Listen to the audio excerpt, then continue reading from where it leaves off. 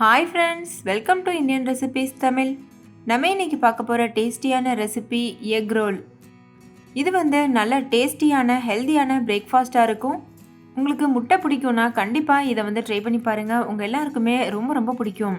இது ஒன்று சாப்பிட்டாலே நல்ல ஃபில்லிங்காக இருக்கும். இப்போ வாங்க ஃப்ரெண்ட்ஸ், இந்த ரெசிபி எப்படி செய்கிறதுன்னு நம்ம வீடியோக்குள்ளே போய் பார்க்கலாம்.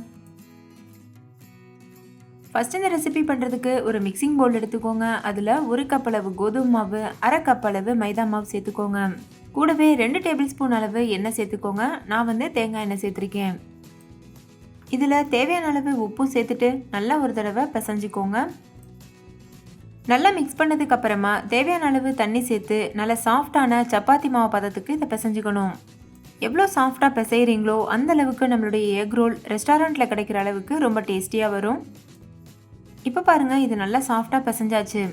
இது ஒரு 10 நிமிஷம் நல்லா ஊறணும். 10 நிமிஷத்துக்கு அப்புறமா நம்ம இதை மாவு பிரிச்சிடலாம். இப்போ பாருங்கள், 10 நிமிஷம் ஆயிடுச்சு. இதுலேருந்து சின்ன சின்ன உருண்டைகளாக பிரித்து வச்சுருங்க.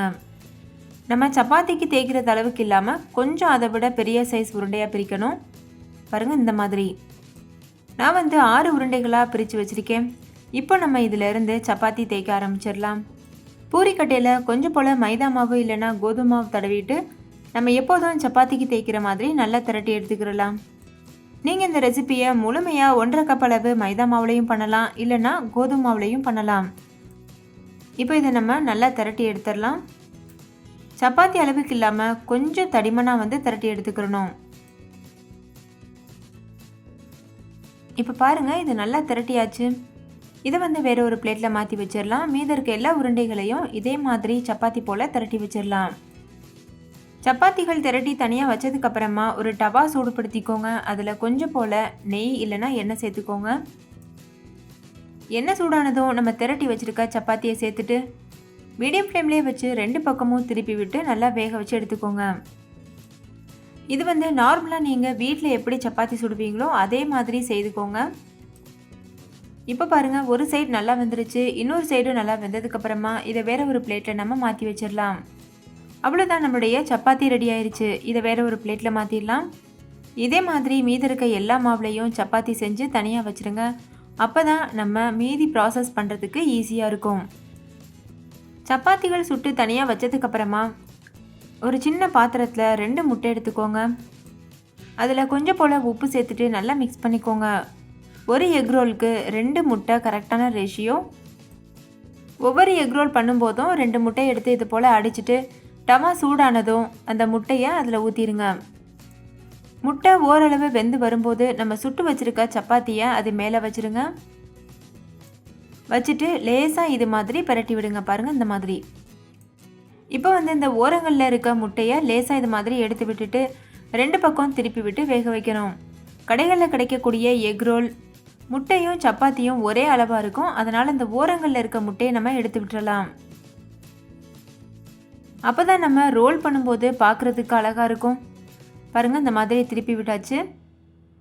இதே மாதிரி இன்னும் ஒரு தடவை 2வது பக்கம் திருப்பிட்டு நம்ம வெளியில் எடுத்துடலாம். மீடியம் ஃப்ளேம்லேயே வச்சு வேக வச்சுக்கோங்க. இப்போ பாருங்கள், இந்த மாதிரி ஓரங்களில் இருக்க முட்டையை நம்ம வெளியில் எடுத்துடலாம். அதை வேஸ்ட் பண்ண தேவையில்லை, நம்ம சாப்பிட்றலாம். அவ்வளோதான் ஃப்ரெண்ட்ஸ், எக் ரோல் சூப்பராக தயாராகிருச்சு. இதை நம்ம வேற ஒரு பிளேட்டுக்கு மாற்றிடலாம். இதே மாதிரி மீதி இருக்க எல்லா சப்பாத்திலையும் எக் ரோல் செய்து வச்சுருங்க. அதுக்கப்புறமா ஒரு கடாய் சூடுபடுத்திக்கோங்க. அதில் 2 டீஸ்பூன் அளவு எண்ணெய் சேர்த்துக்கோங்க.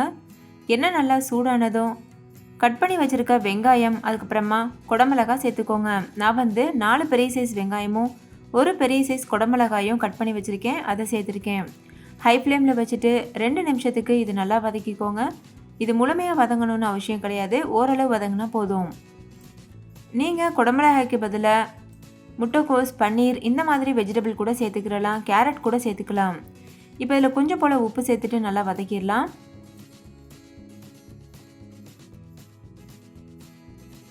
இப்போ பாருங்கள், இது நல்லா வதங்கிடுச்சு. ஸ்டவ் ஆஃப் பண்ணிவிட்டு இது ஒரு ஓரமாக வச்சுருங்க. இப்போ நம்மளோட ஸ்டஃபிங் தயாராகிருச்சு. அதுக்கப்புறமா ஒரு பிளேட் வச்சுருங்க. அதில் நம்ம ஏற்கனவே செய்து வச்சுருக்க எக் ரோலும் வச்சுட்டு 1 டீஸ்பூன் அளவு மயோனைஸ் வச்சுருங்க. நான் கார்லிக் மயோனைஸ் வச்சுருக்கேன். இதை நல்லா எல்லா பக்கமும் படுறதளவுக்கு நல்லா ஸ்ப்ரெட் பண்ணிக்கோங்க. மயோனைஸ் நம்ம வீட்டிலையே ப்ரிப்பேர் பண்ணலாம். அந்த ரெசிபி வேணும்னா கண்டிப்பாக கமெண்ட்டில் கேளுங்க. அந்த ரெசிபியும் நான் அப்லோட் பண்ணுறேன். இப்போ பாருங்கள் இது நல்லா அப்ளை பண்ணியாச்சு. அதுக்கப்புறமா இதில் டொமேட்டோ கெச்சப் சேர்க்கணும்.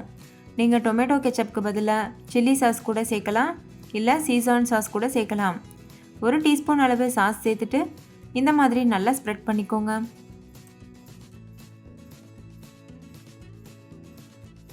மயோனைஸ், சாஸ் இது ரெண்டும் அப்ளை பண்ணதுக்கப்புறமா நம்ம ஏற்கனவே செஞ்சு வச்சுருக்கோம்ல ஸ்டஃபிங், அதையும் வச்சுருங்க. நடுவில் நீள் வாக்கில் வைக்கணும். அப்போ தான் நம்ம ரோல் பண்ணுறதுக்கு கரெக்டாக இருக்கும். இப்போ இதில் கொஞ்சம் போல் மிளகுத்தூளும் சேர்த்துருங்க. கடைசியாக இதில் கொஞ்சம் போல் சீஸ் துருவி சேர்த்துக்கோங்க. சீஸ் உங்களுக்கு பிடிக்கும்னா கண்டிப்பாக சேர்த்துக்கோங்க. சீஸோட ஃப்ளேவர் பிடிக்கலைன்னா நீங்கள் இதை தாராளமாக ஸ்கிப் பண்ணிடலாம், டேஸ்ட் மாறாது. அவ்வளோதான் ஃப்ரெண்ட்ஸ், இதில் எல்லா பொருட்களும் நம்ம சேர்த்தாச்சு. இப்போ இதை நம்ம ரோல் பண்ணிடலாம். இந்த சப்பாத்தியை ஒரு சைடு மடிச்சுட்டு இன்னொரு பக்கத்தை இந்த மாதிரி க்ளோஸ் பண்ணிடுங்க. அதுக்கப்புறமா இது மேலே 2 டூத் பிக் வச்சு இதை நல்லா க்ளோஸ் பண்ணிடலாம். இந்த மாதிரி பண்ணுறதுனால இது எடுத்துகிட்டு வராது, பார்க்குறதுக்கும் ரெஸ்டாரண்ட்லேருந்து வாங்கிட்டு வந்த மாதிரியே இருக்கும். அவ்வளோதான் ஃப்ரெண்ட்ஸ், நம்மளுடைய எக் ரோல் அப்படியே ரெஸ்டாரண்ட் ஸ்டைலில் சூப்பராக தயாரிச்சு. இதை நீங்கள் கொஞ்சம் போல் வெங்காயம் அதுக்கப்புறம் சாஸ் கூட சர்வ் பண்ணுங்கள். ரொம்ப டேஸ்ட்டாக இருக்கும். ஸோ கட்டாயம் இந்த ரெசிபியை ட்ரை பண்ணி பாருங்கள். ட்ரை பண்ணிவிட்டு உங்கள் எக்ஸ்பீரியன்ஸ் எப்படி இருந்ததுன்னு கமெண்ட்லேயும் கூட ஷேர் பண்ண மறந்துடாதீங்க. இந்த வீடியோ உங்கள் எல்லாருக்கும் ரொம்ப பிடிச்சிருக்கும்னு நம்புகிறேன். பிடிச்சிருந்தா லைக் பண்ணுங்கள், உங்கள் ஃப்ரெண்ட்ஸ் கூட நிறைய ஷேர் பண்ணுங்கள். ஸோ அவங்கள பார்த்து பயன்பெறட்டும். இன்னொரு சூப்பரான ரெசிபியோட நான் உங்களை சந்திக்கிறேன். அதுக்கு முன்னாடி நம்ம சேனல் இந்தியன் ரெசிபிஸ் தமிழை சப்ஸ்கிரைப் செய்யாத நண்பர்கள் சப்ஸ்கிரைப் செய்துக்கோங்க. தேங்க்யூ, பாய்.